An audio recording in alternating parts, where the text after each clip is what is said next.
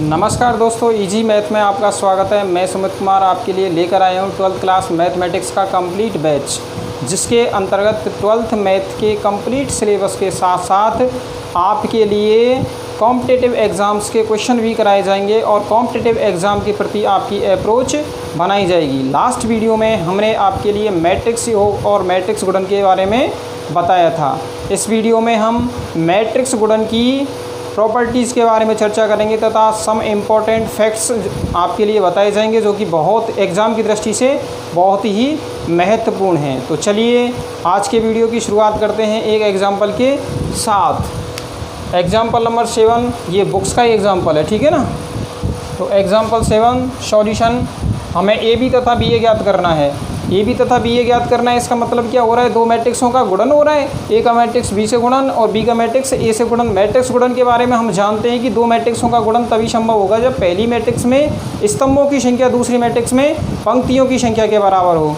तो यहाँ पर ए बी चूँकि ए 2x3 क्रम की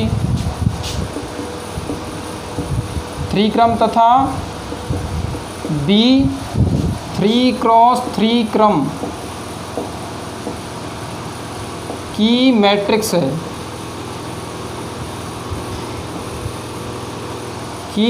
है,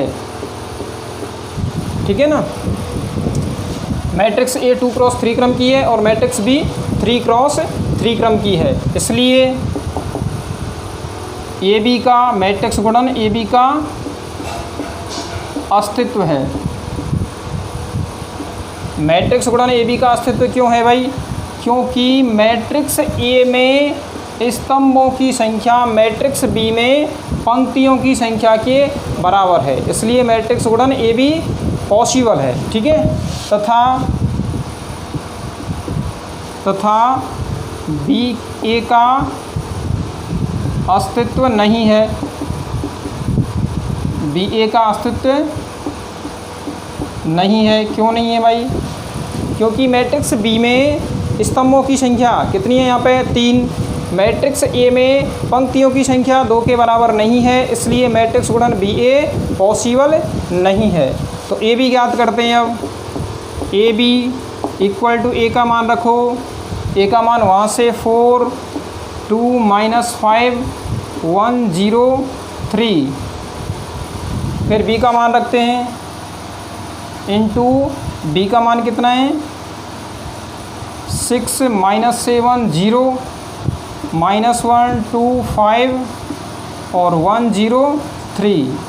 हम जानते हैं मैट्रिक्स मल्टीप्लिकेशन कैसे होता है, रो टू कॉलम प्रकार से। तो रो टू कॉलम R1 का मल्टीप्लिकेशन करेंगे पहले, फिर R2 का मल्टीप्लिकेशन करेंगे। तो R1 का मल्टीप्लिकेशन पहले C1 डैश के साथ, फिर किसके साथ करेंगे C2 डैश के साथ, फिर इसके बाद में C3 डैश के साथ, ठीक है। तो R1 का मल्टीप्लिकेशन पहले C1 डैश के साथ करो, तो 4 × 6 24 हो जाएंगे।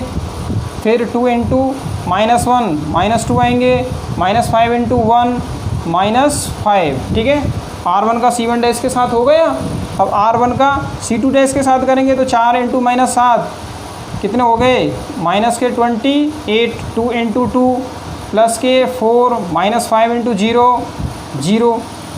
फिर R1 का किसके साथ C3 डैश के साथ करेंगे तो 4 × 0 0 प्लस 2 × 5 कितने हो गए 10 प्लस -5 × 3 करेंगे तो -15 -15 हो जाएंगे, ठीक है ना। फिर R2 का C1 डैश के साथ 1 × 6 0 × -1 प्लस 0 3 × 1 प्लस 3, ठीक है। फिर 1 × -7 प्राप्त होगा। 0 का मल्टीप्लाई 2 से करेंगे तो 0 प्राप्त होगा। 3 का मल्टीप्लाई 0 से करेंगे तो 0 प्राप्त होगा। तो R2 का C2 डैश के साथ हो गया। अब R2 का C3 डैश के साथ करेंगे तो 1 का मल्टीप्लाई 0 के साथ करो 0, फिर 0 का मल्टीप्लाई 5 के साथ करेंगे तो 0 और 3 का मल्टीप्लाई 3 के साथ करेंगे तो 9, ठीक है। अब इनका योग करो, ये 24 है और माइनस के कितने 7 है, तो प्लस के कितने बचेंगे 17 प्लस के 17 और यहाँ से माइनस के 24 और यहाँ से माइनस के 5, यहाँ से कितने 6 प्लस 3 9 और यहाँ से माइनस 7 और यहाँ से प्लस के 9 और ये 3 क्रॉस और 2 क्रॉस 3 क्रम की हमें मैट्रिक्स मिल गई। तो इस प्रकार से दो मैट्रिक्सों का मल्टीप्लिकेशन किया जाता है। तो इसको लिखो सबसे पहले।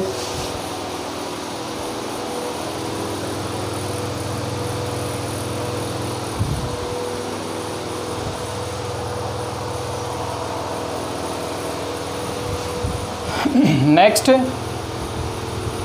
अब बात करते हैं स्केलर मल्टीप्लिकेशन की, कि एक मैट्रिक्स के साथ अदिश राशि या फिर कांस्टेंट का मल्टीप्लिकेशन कैसे होता है। एक मैट्रिक्स के साथ अचर संख्या का मल्टीप्लिकेशन कैसे करते हैं ये हम देखेंगे।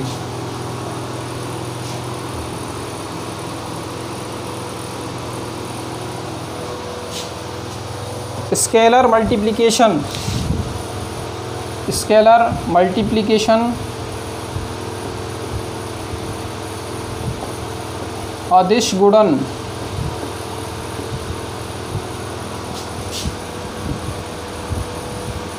स्केलर मल्टीप्लिकेशन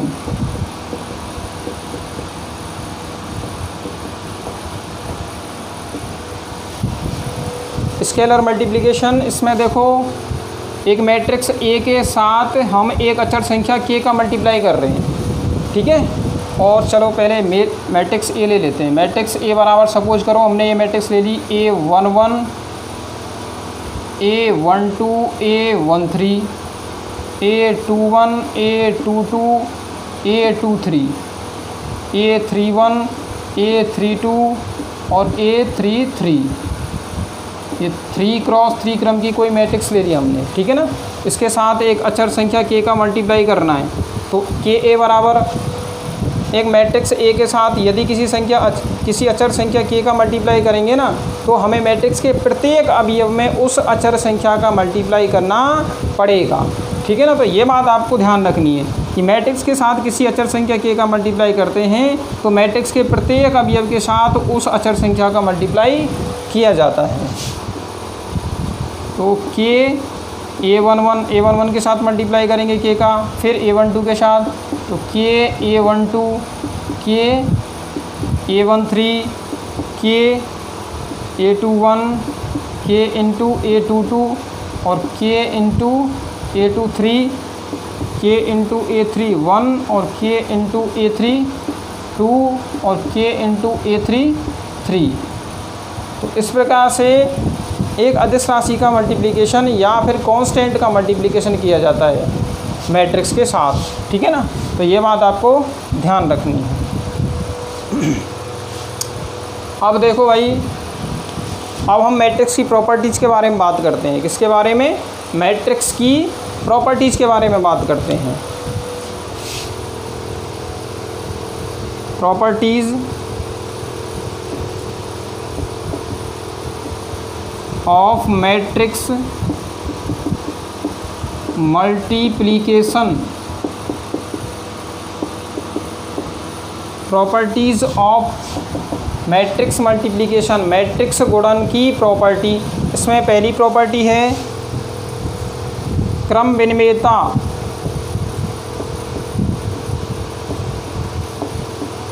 पहली प्रॉपर्टी है क्रम विनिमेयता, कम्यूटेटिविटी।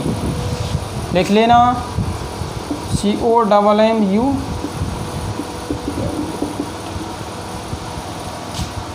कम्यूटेटिविटी, ठीक है। तो मैट्रिक्स मल्टीप्लिकेशन साधारणतः अक्रम विनिमेय होता है। सामान्यतः क्या होता है? मैट्रिक्स मल्टीप्लिकेशन अक्रम विनिमेय होता है। इसमें लिख देंगे सामान्यतः मैट्रिक्स गुणन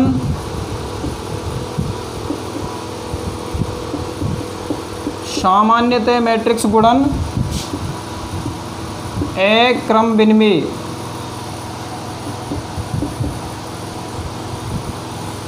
होता है,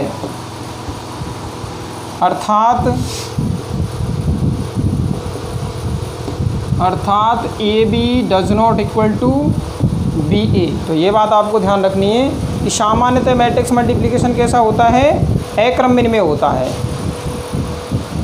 अब इसमें एक नोट डाल के लिखना है आपको, नोट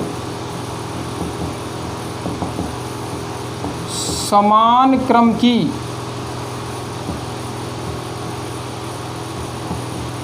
विकर्ण मैट्रिक्स, समान क्रम की विकर्ण मैट्रिक्स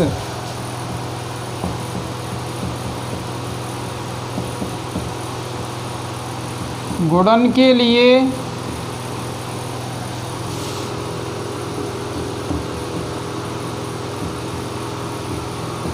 क्रम में होती हैं। समान क्रम की विकर्ण मैट्रिक्स गुणन के लिए क्या होती हैं, क्रम में होती हैं। एग्जाम्पल, जैसे एक कोई विकर्ण मैट्रिक्स ले लिया हमने 5 4 0 0 और यहाँ पे ये बी ले ली 1 2 0 0। तो 2 क्रॉस 2 क्रम की विकर्ण मैट्रिक्स हो गई। इनका गुणन करो, ए बी बराबर रो टू कॉलम। पहले एक बार लिख लेते हैं इनको, 5 0 0 4 इंटू 1 0 0 2। ठीक है। अब रो टू कॉलम प्रकार से इनका मल्टीप्लाई करते हैं।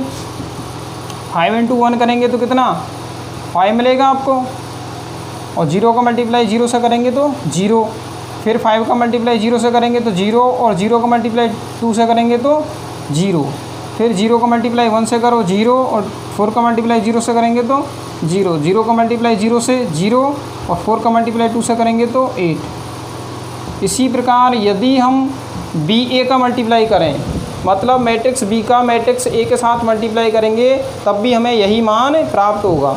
इस प्रकार अपन कह सकते हैं कि मैट्रिक्स विकर्ण मैट्रिक्सों का मैट्रिक्स गुणन, अर्थात विकर्ण मैट्रिक्स गुणन के लिए क्या होती हैं, क्रम में होती हैं। तो इनको लिखो भाई।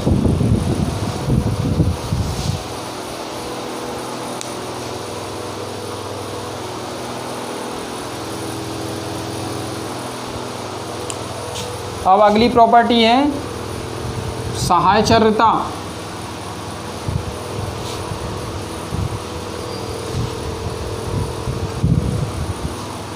साहचर्यता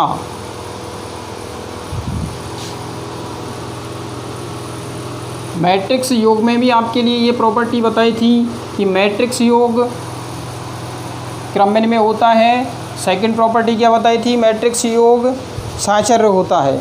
तो ऐसे ही गुणन के लिए बात करते हैं, साहचर्यता।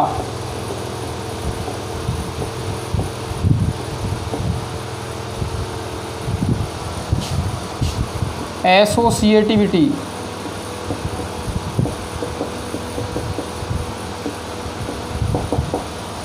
मैट्रिक्स गुणन साहचर्य होता है। ध्यान रखना, मैट्रिक्स गुणन क्या होता है, साहचर्य होता है। डायरेक्ट बता रहा हूँ मैं, 3 मैट्रिक्स ले ली, तो पहले बी और सी का मल्टीप्लाई कर दें और फिर ए का मल्टीप्लाई करें, तो ये मान पहले ए और बी का मल्टीप्लाई करें और फिर सी का मल्टीप्लाई करें। ठीक है ना। तो ये दोनों मान क्या है, हमेशा बराबर प्राप्त होते हैं, अर्थात मैट्रिक्स मल्टीप्लिकेशन क्या होता है, साहचर्य होता है। अगली प्रॉपर्टी तत्समक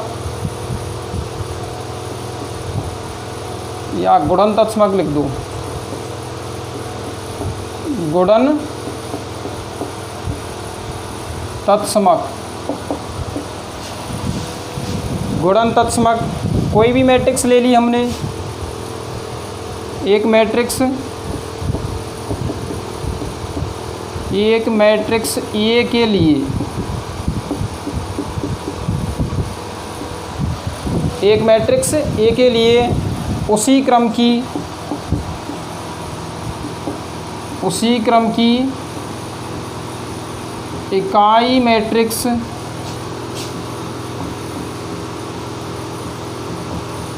कौन सी मैट्रिक्स, इकाई मैट्रिक्स एक मैट्रिक्स ए के लिए उसी क्रम की इकाई मैट्रिक्स तत्समक अवयव कहलाती है। क्या कहलाती है? तत्समक अवयव कहलाती है। कहने का मतलब ये है जिस क्रम की मैट्रिक्स ए है ना उसी क्रम की मैट्रिक्स आई होनी चाहिए,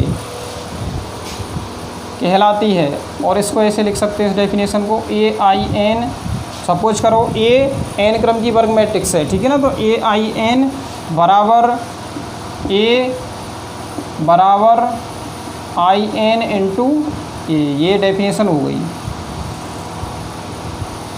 ठीक है ना। अब अगला है गुणन तत्समक हो गया, चलो ठीक है। तो शून्य भाजक, शून्य भाजक, इसको इंग्लिश में बोलते हैं जीरो डिवाइजर, जीरो डिवाइजर्स। यदि दो अशून्य मैट्रिक्स ए तथा बी इस प्रकार से विद्यमान है कि उनका गुणन शून्य मैट्रिक्स हो तो ए और बी जीरो डिवाइजर कहलाते हैं। यदि दो अशून्य मैट्रिक्स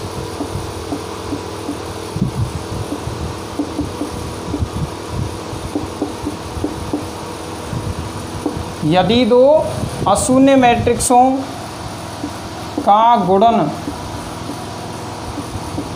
एक शून्य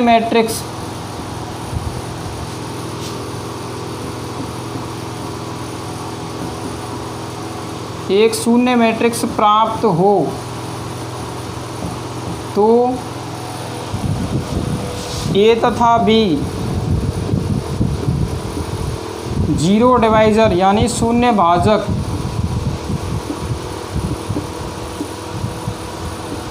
कहलाते हैं।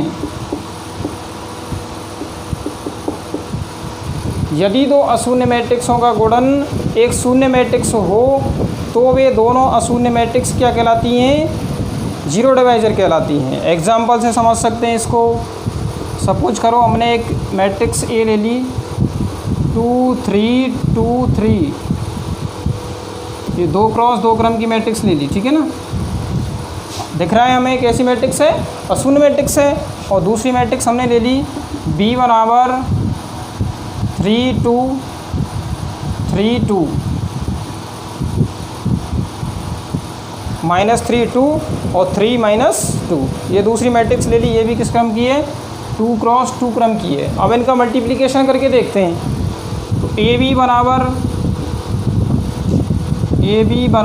2 3 2 3 इंटू -3 और 3 2 -2। तो इनका मल्टीप्लिकेशन करके देखो भाई, पहली पंक्ति का पहले स्तंभ के साथ मल्टीप्लिकेशन करेंगे तो 2 इंटू 3 -6 हो गए। कितने? 2 इंटू 3 -6 और 3 इंटू 2 कितने हो जाएंगे? +6। तो -6 + 6 R1 का C1 डैश के साथ मल्टीप्लाई कर दिया। अब R1 का C2 डैश के साथ मल्टीप्लाई करो तो 2 इंटू 3 6 हो जाएंगे और 3 इंटू 2 -6 हो जाएंगे। ऐसे ही R2 का मल्टीप्लिकेशन करो C1 डैश के साथ तो 2 इंटू -3 -6 और 3 इंटू 2 प्लस के 6। इसी प्रकार R2 का मल्टीप्लाई करना है हमें C2 डैश के साथ तो 2 इंटू 3 6 और 3 इंटू -2 -6, ठीक है ना। तो ये इस प्रकार से हमें मैट्रिक्स प्राप्त हो गई भाई। ये 0 हो जाएगा, ये 0 0 0, तो 0 0 0 0, इस प्रकार से हमें शून्य मैट्रिक्स प्राप्त हो गई। अतः ए और बी क्या हैं? जीरो डिवाइजर हैं। तो ये परिभाषा हो गई जीरो डिवाइजर की। लिखो इसको।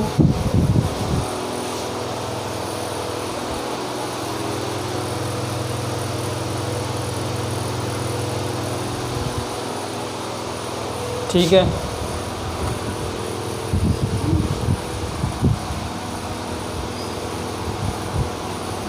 अब अगली प्रॉपर्टी देखते हैं।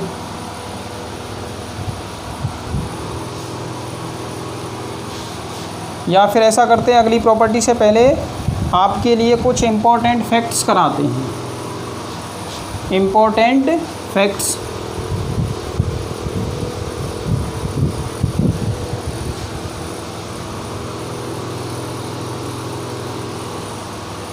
तो हेडिंग डालिए सम इम्पोर्टेंट फैक्ट्स।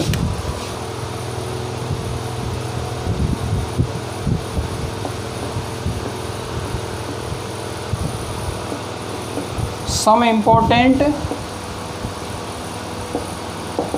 फैक्ट्स।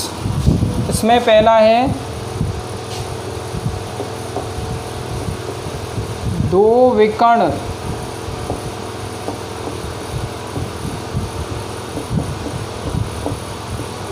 विकर्ण मैट्रिक्सों का गुणन एक विकर्ण मैट्रिक्स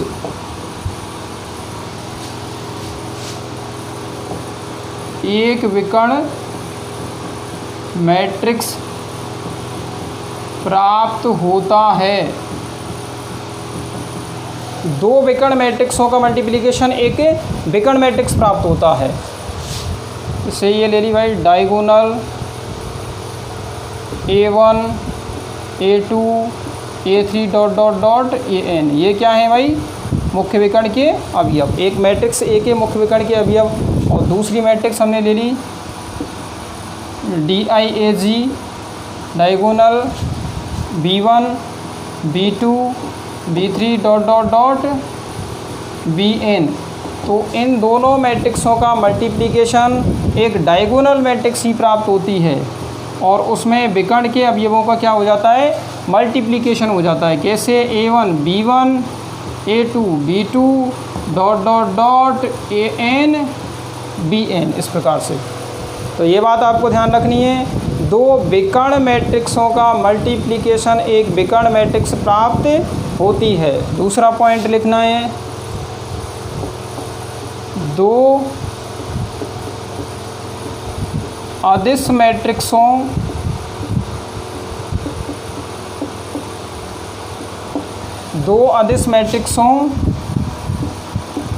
का गुणन एक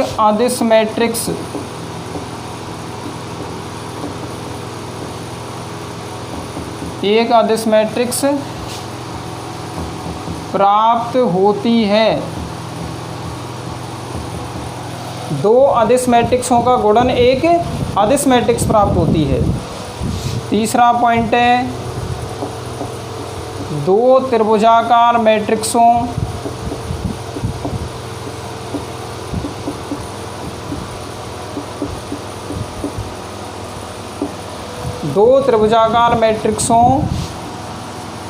का गुणन एक त्रिभुजाकार मैट्रिक्स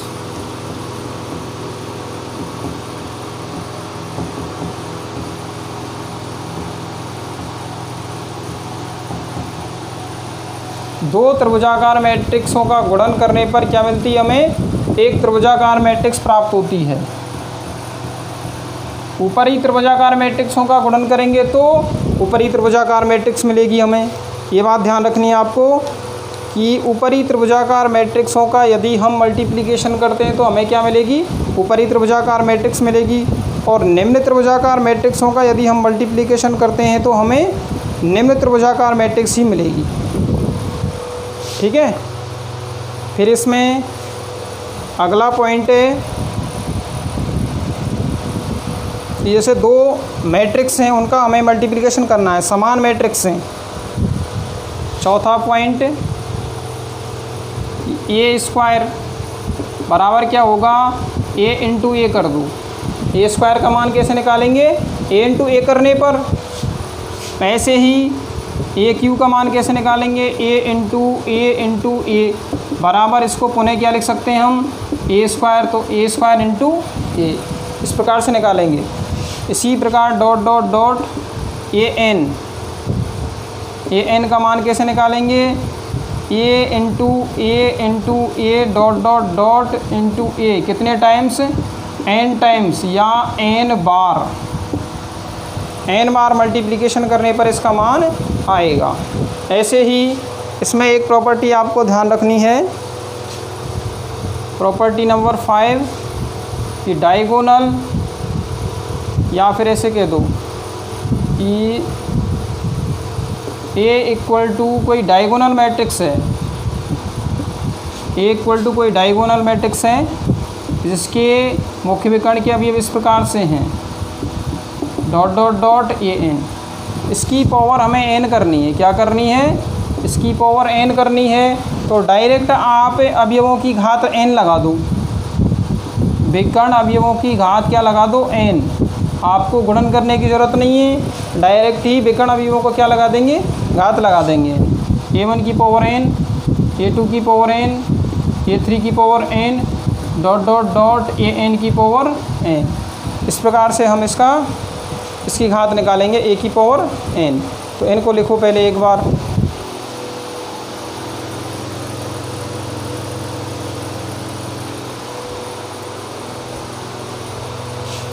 ठीक है। अगली प्रॉपर्टी है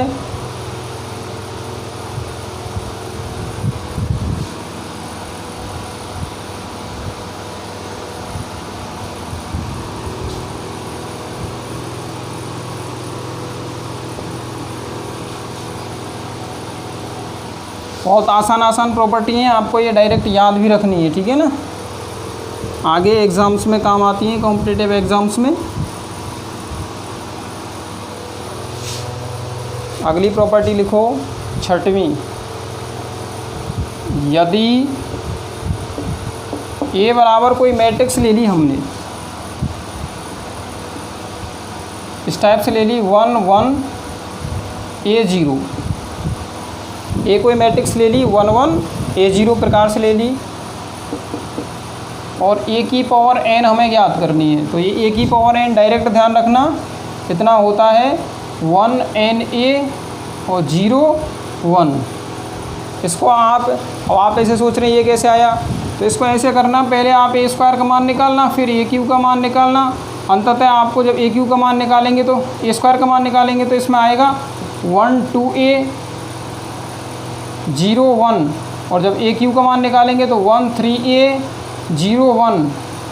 ऐसे ही डॉट डॉट डॉट करके ए एन का मान निकालेंगे तो कितना आ जाएगा 1na 0 1, जो मैंने डायरेक्ट आपको रिजल्ट के रूप में लिखा दिया है, ठीक है। 7वीं प्रॉपर्टी, यदि ए बराबर a 1 0 इस प्रकार से हो और ए की पावर n का मान ज्ञात करवाए, किसका मान ज्ञात करवाए? ए की घात n का मान ज्ञात करवाए, तो ये डायरेक्ट होगा, आपको ध्यान रखना है ए की पावर n ए की पावर n-1 0 और ए की घात n, इस प्रकार से प्राप्त होगा। प्रत्येक n के लिए कंडीशन है, कोई ज़रूर नहीं है ए की पावर n का मान निकलवाए। भाई ए का मान इतना दे दिया और उसने ज्ञात करवा लिया ए की घात 5, तो आप ए का मल्टीप्लाई 5 टाइम्स थोड़ी करेंगे, ए इंटू ए करें, ए स्क्वायर का मान निकालें, फिर ए क्यू का मान निकालें, फिर a4 का मान निकालें, फिर a5 का मान निकालें, तो कितना टाइम लगेगा? बहुत टाइम लग जाएगा ऐसे। तो इसके बजाय तो आप डायरेक्ट रिजल्ट को ध्यान रखेंगे, ठीक है ना। अगली प्रॉपर्टी है, यदि ए बराबर 1 1 1 1 हो तो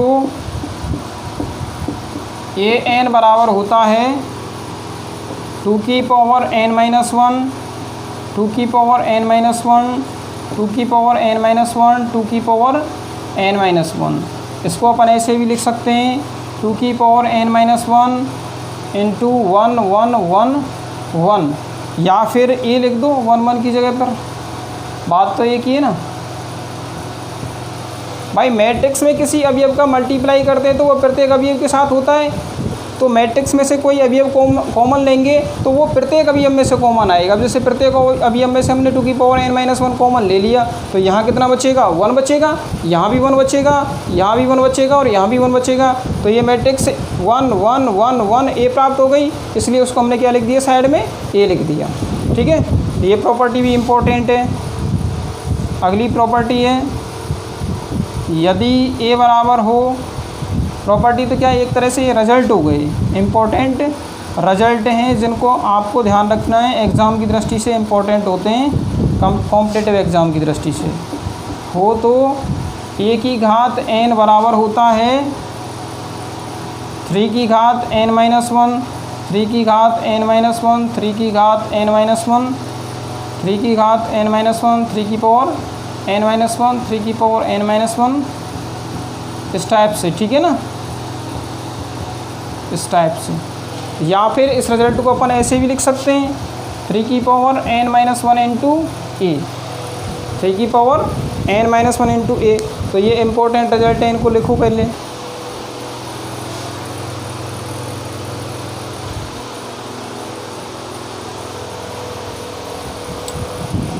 ठीक है, तो आज के लिए इतना ही, फिर हम नेक्स्ट वीडियो में आपको बताएंगे।